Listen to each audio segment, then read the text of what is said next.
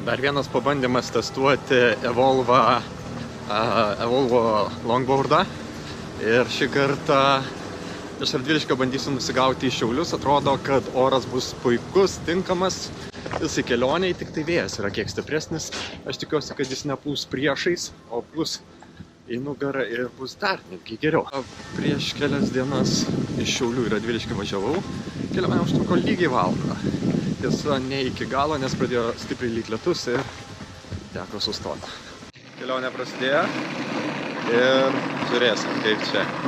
Ar ramiai, ar su nuotykiais viskas vyksta. Atstumą matuoja ir valdymo pultas ir dar Endomondo įsijungiau, kad būtų galima kuo tiksliau išmatuoti atstumą. Paprastai būna iki kelių šimtų metrų paklaida. Tai distancinis rodo didesnį nuvažiuotą atstumą.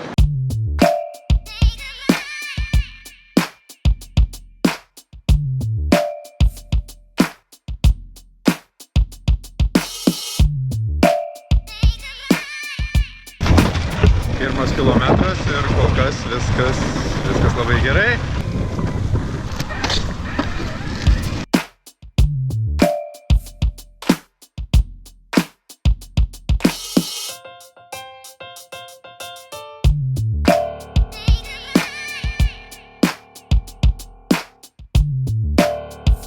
Turiu 4,5 kilometro ir viskas, Radviliškis baigėsi.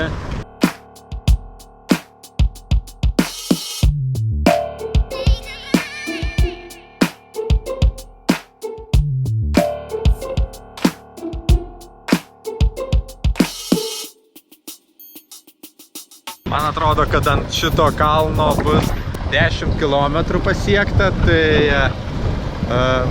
kalnas tikrai nėra kliūtis, užvažiuoja į bet kokį kalną. Tai ekomaudas ir 10 km ir greitis dabar yra 15 km per valandą.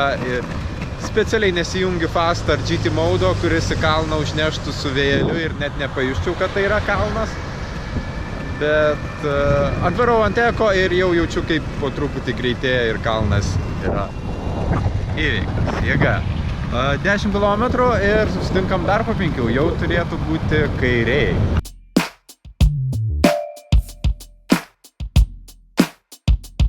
Kokia buvo įkalnė, dabar bus nuokalnė.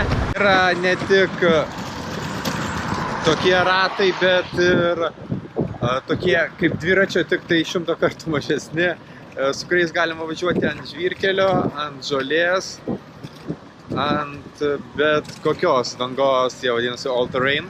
Ir tik aišku, toks važiavimas gerokai kerta per batarkę. Dabar yra nuokalnė, greitis šiek tiek didesnis, bet specialiai stabdau, kad pasikrautų. Ir dabar rodo 8% batarkės, nuvažiavus 11 km. Aišku, pradėjus kilti į kalną, jis nusileis iki 7 procentų, gal šiandien 5, bet viskas gerai, važiuojam toliau. Egidijus Nasevičius yra plaukiojimo su visokiom valtim specas.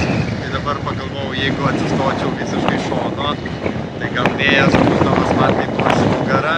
Mano nugara būtų kaip kūrė ir padėtų šiek tiek riedlentį įdėti viršų arba mažesnis vėjo pasipriešinimas. Bet nemoku taip. Egi kaip reikia daryti, kad vėjas pūstų į nugarą arba kad vėjas padėtų išnaudoti mažiau energijos ir išnaudoti vėją. Dabar važiuoju visiškai prieš vėją ir netgi leidžiantis nuo kalniuko aš stoju automatiškai. Tai tas pats, kas lipčiau kalną.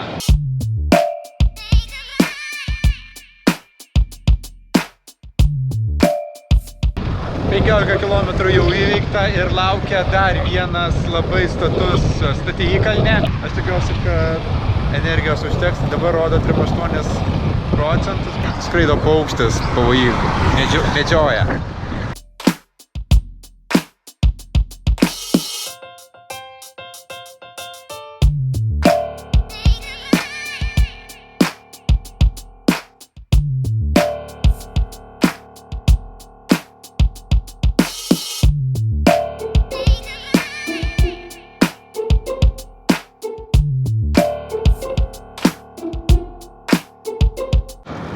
paskutinis kalniukas, kuris liko, kad jį įveikčiau.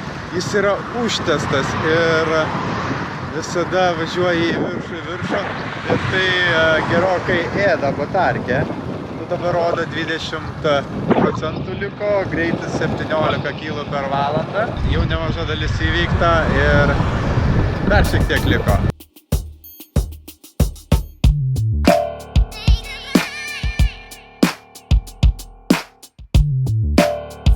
Atrodo, kad liko paskutinis 100 metrų, tai kol kas viskas gerai, keep going. Viskas 20 km įveikta, esu Aleksandrijoje. Opa! Wow! Štai kas būna, kai pražiopsai šaligatvio kraštą ir vos nenusivažiu. Viskas gerai, tai važiuojam toliau. Man reikia atsirasti traukinių stoty, bet atrodo, kad dar yra užtektinai energijos, tai pabandysiu išspausti maksimumą iš šito važiavimo ir pažiūrėti, kada bus nulis ir kiek bus nuvažiuota. Tai šiek tiek padarysiu lankstą aplink Šiaulius, pažiūrėsim, kaip Vietinskijos.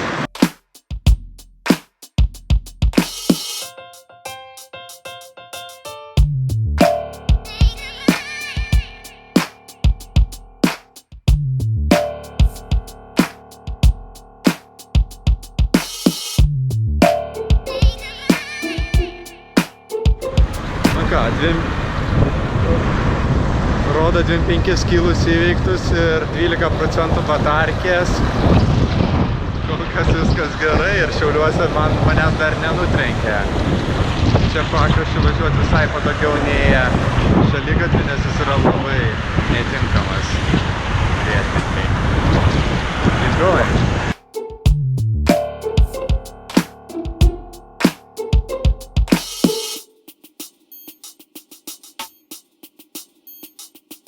Viskas rodo 0% distancinis, nuvažiuota 26,6 km pagal distancinį, pasižiūrėsiu po to, kiek pagal GPS ir pagal Endomondo programą, bet aš tuoj turėčiau sustoti ir batarkė tuoj turėtų išsijungti.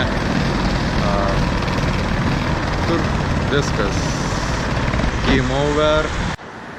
Su telefonu 25,9 stabdom, valandą 21 truko ši kelionė, tai viskas gerai. 26 km range'as, aišku, paskutiniai 3 km buvo tokie pusiau lėti, jeigu būčiau važiavęs visų greičiu, tai abejoju, ar būčiau dar bent kilometrą nuvažiavęs, būtų kokie 25. Palaikiu šiek tiek batarkė išjungta, keli procentai atsistato, tai jeigu dar trūksta kelių metrų iki galutinės kelionės, tai galima parėdėti, bet 27 km beveik buvo įveikti, 26 pagal GPS ir Endomondo, 27 pagal distancinę. Tai aš manau, kad visai geras range'as ir tokiom kelionėm, kada turi kokią valandą ir nori taip linksmai pakeliauti, gali sėsti Šiauliai įveikta.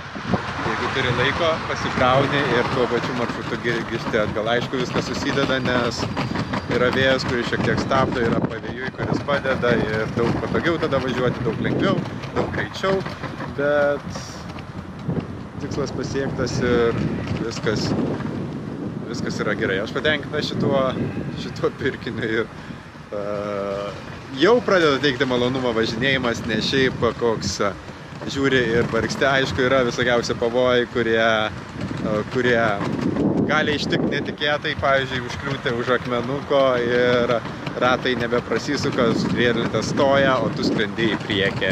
Lygiai tas pats būtų, jeigu pakliūtum į kažkokią duobutę, irgi riedlentė stoja, tu skrendi į priekį. Dėl to reikia pasižiūrėti, kur ir kaip važiuoji, kad vėl nesibaigtų viskas traumatologiniam.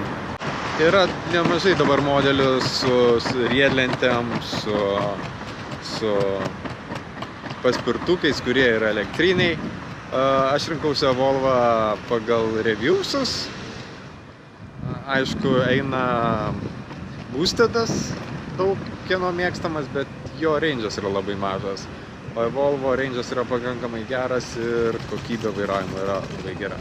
Taip kad taip atrodo Test Range'as Radviliškiai Šiauliai.